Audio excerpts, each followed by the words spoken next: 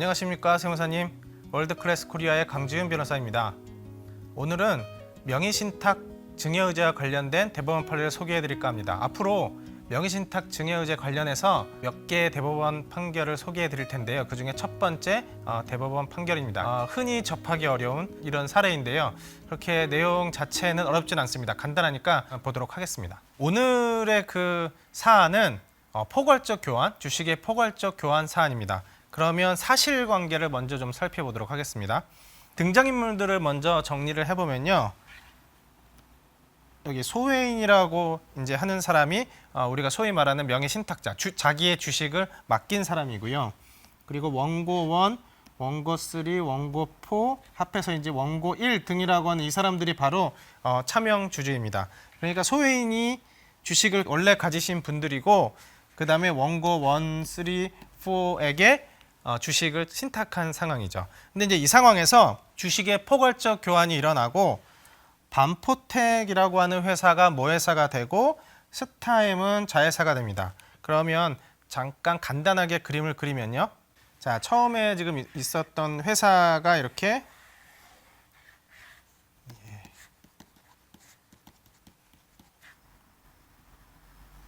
그리고 여기서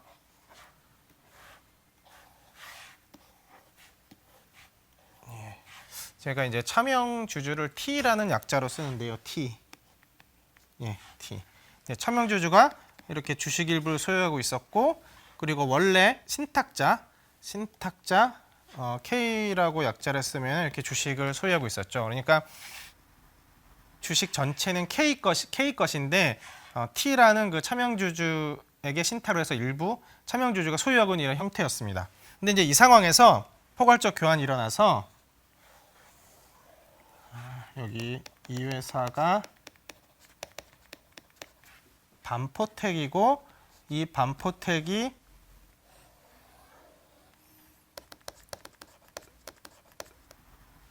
(100% 지배하게 됩니다. 그러면 원래 주주였던 주주들은 본인이 가진 주식들을 다 반포텍에 양도하고 본인들은 그 대가로 무엇을 갖느냐 하면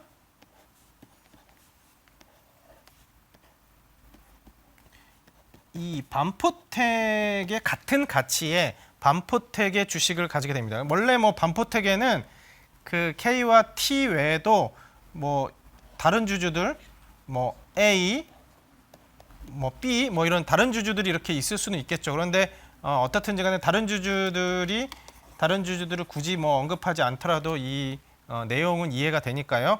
이제 이런 식으로 결론적으로 이루어졌다는 상황을 그냥 직관적으로 그냥 이해하시면 됩니다. 그러니까 주식을 K와 T가 보유하고 있다가 포괄적 교환으로 인해서 반포텍의 주식을 K와 T가 보관하게 됐다. 이제 그러면 이런 상황을 놓고 과세당국과 대법원이 어떻게 판단하는지 한번 보도록 하겠습니다.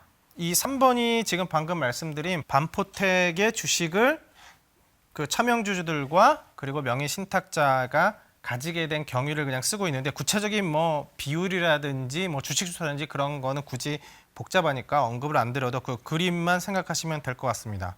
그런데 과세관청은 증여세를 과세했습니다. 증여세를 과세했고 그래서 쟁점이 하나 있습니다. 주식의 포괄적 교환이 있는 경우 명의신탁 증여의제로 증여세 과세가 가능한지가 이 건에는 그 여러 가지 이익이 공유됐는지에 대한 부분도 있고 명의신탁 증여의제에 대한 부분도 있는데 명의신탁 증여의제로 과세가 가능한지 부분에 대한 쟁점에서 살펴보도록 하겠습니다. 이 처음에 주식을 이 차명주주가 가지고 계셨거든요. 그런데 변경된 상황에서 보면 차명주주가 반포텍의 주식을 가지고 있어요. 그러니까 이거를 보면은 차명주주 입장에서 보면은 반포텍의 주식으로 바뀌었으니까 이거는 또 다른 명의신탁이 일어난 것이 아니냐라는 형식을 보고 과세당국이 할 수가 있었습니다. 이 모양을 보면은 우리가 알다시피 이렇게 명의신탁되어 있을 때 만약에 이 주식을 다른 차명주주 T2 T2에게 양도를 하거나 증여를 해서 이 T1 차명주주 T1에서 T2로 바뀌는 경우 이 바뀐 다음에 이 주주 명의가 바뀐 이 상황에 대해서 새로운 명의 신탁으로 보고 증여세가 과세되는 게 기본 틀인데요. 기본 형식인데요. 지금 우리 포괄적 교환이 일어난 사안에서는 이 차명주주는 동일한데 그 들고 있는 주식이 반포택으로 바뀐 그런 상황이라서 이것도 또한 주식이 바뀌었으니까 새로운 명의 신탁이 일어난 게 아닌가라는 측면에서 과세를 한 사안입니다. 그럼 이 사안에서 과세는 이루어졌고 대법원은 어떻게 판단하는지 한번 대법원 판단을 보도록 하겠습니다. 주식의 명의 신탁을 받은 자가 상법상 주식의 포괄적 교환에 의하여 완전 자회사가 되는 회사의 주주로서 그 주식을 완전 모회사가 되는 회사에 이전하는 대가로 그의 명의로 완전 모회사의 신주를 교부받아 명의개설을 마친 경우, 이거는 뭐냐면 그냥 쉽게 말해서 스타의 주주였던 K가 주식을 반포택에 양도하고 반포택의 주식을 가진 경우에 그 신주에 관해서는, 그 신주는 이제 반포택의 주식이죠. 그 신주에 관해서는 명의신탁자와 명의수탁자 사이에 종전의 명의신탁 관계와는 다른 새로운 명의신탁 관계가 형성되므로 주식이 바뀌었죠. 주식이 바뀌었기 때문에 새로운 명의신탁 관계가 형성되므로 이 표현이 중요한데요.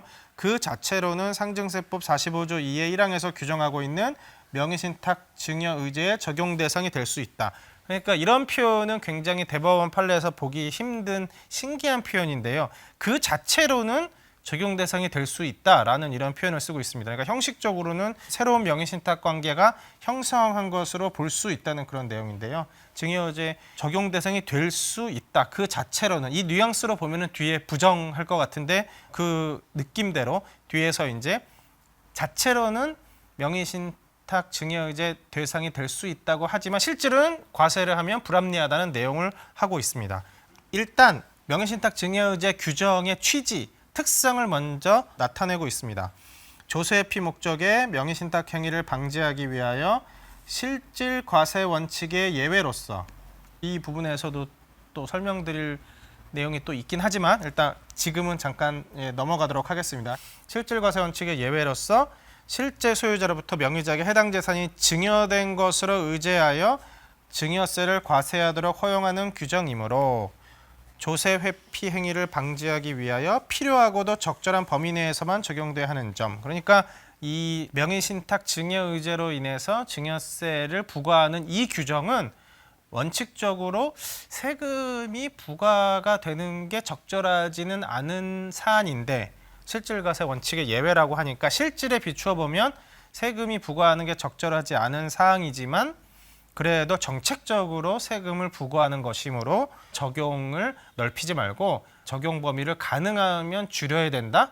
이런 취지로 대법원은 판단하고 있습니다. 그러니까 아주 넓게 인정하지는 않을 거라는 것을 먼저 전제를 깔아두는 것입니다. 규정 취지는 이렇고, 그리고 실제로 이 구체적인 사안을 보면 최초의 명의신탁 주식이 처음에 이제 차명주주에게 명의신탁을 하고 그리고 그 주식을 차명주주가 들고 있다가 그 주식을 매도한 경우, 매도하면은 그 양도대금이 차명주주에게 들어오겠죠. 근데 그 매도대금으로 다시 주식을 취득하여 동일인 명의로 명의개설을 한 경우에, 근데 그 주식에 대해서 별도로 증여세를 과세하는 것은 명의 신탁되었던 주식을 매도하고 매도대금을 현금으로 들고 있다가 그 현금으로 다른 어떤 주식을 매수해서 명의를 보유한 경우에 다시 그 주식에 대해서 또 증여의제로 증여세를 과세한다고 만약에 생각을 하면 모순이다. 어떤 부분에서 모순이냐 하면 최초의 명의신탁 주식에 대한 증여의제 효과를 부정하는 모순. 그러니까 최초의 명의신탁 주식에 대해서 증여한 것으로 보고 증여세를 부과를 했으면 그것으로 끝인 거죠. 한번 재산이 넘어간 것에 대해서 증여세를 부과한 셈이기 때문에, 그러면 그 증여세를 부과한 그 주식을 팔든 팔아서 다시 사든 말든 이제 그거는 더 이상 원칙적으로는 증여세를 부과할 대상이 아닌 것입니다. 왜냐, 한번 증여세를 부과했으니까. 또 하나는 같은 얘기인데 만약에 애초에 주식이나 그 매입 자금이 수탁자에게 증여된 경우에 비하여. 그러니까 처음에 명의신탁이 아니라 정말로 주식이나 현금을 증여했을 경우라고 한다면 증여세를 동일하게 냈을 거고요. 그러면 그 증여세를 낸 수증자가 이제 그 주식이나 현금을 가지고 다른 주식을 산들 더 이상 증여세를 낼 필요가 없는 거죠. 그래서 동일한 그런 취지로 인해서 최초로 증여의제 대상이 되어 과세되었거나 과세될 수 있는 명의신탁 주식의 매도대금으로 취득하여 다시 동일인 명의로 명의개설된 주식은 이게 바로 포괄적 교환으로 인한 그 반포택 주식인 거죠. 이 주식은 증여세가 과세될 수 없다고 판단했습니다. 그래서 결론적으로 보면 명의신탁 증여의제 규정을 통해서 증여세를 과세할 수도 있는 것처럼 보이는 사안이나 그 본질을 따져보니 명의신탁 의제가 되는 새로운 사안은 아니라고 대법원은 판단해서 증여세를 부과하지 않았던 사안입니다. 명의신탁 관련된 대법원 판례는 앞으로 몇 번 더 소개해 드릴 것이고요. 관련해서 언제든지 질문하고 싶은 사항이 있으시면 연락 언제든지 부탁드립니다.